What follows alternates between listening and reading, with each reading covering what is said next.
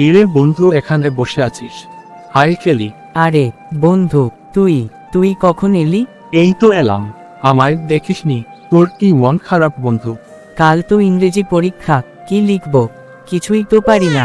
আচ্ছা, তাহলে তোর এজন্যই মন খারাপ? যা আমারটা দেখে লিখিস, চিন্তা করিস না। কি বলিস ভাই, তোর পুরো সিলেবাস পড়া শেষ? তুই এতটা নিশ্চিত?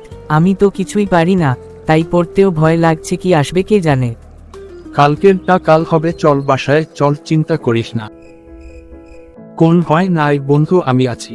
আচ্ছা বন্ধু। সবাই যার যার নিজের সিট নম্বরে বসো। ঘন্টা পড়ার সাথে সাথে সবাই চুপ হয়ে যাবে। এইবার নকলটা বের করি, সব কমন পড়েছে। হিহি। লেরো, তুমি নকল নিয়ে এসেছো?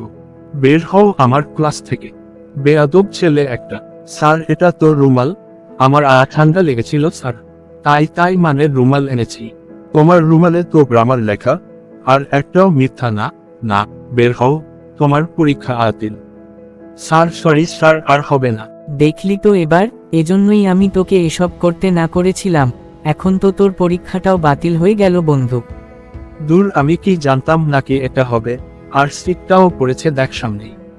যা করেছিস, এখন যা পারিস লিখতে থাক। তবু ভাগ্য ভালো যে এখনো লেখা শুরু হয়নি, আর ক্লাসের সবাই বলার জন্য স্যার তোকে মাফ করে দিয়েছেন। তোদের সবার কাছে আমি ঋণী রে। তোরা সবাই আজ আমার জন্য বন্ধুর মতো কাজ করেছিস, ধন্যবাদ। আমি সত্যি বন্ধু, আমি আর এমন কাজ করব না।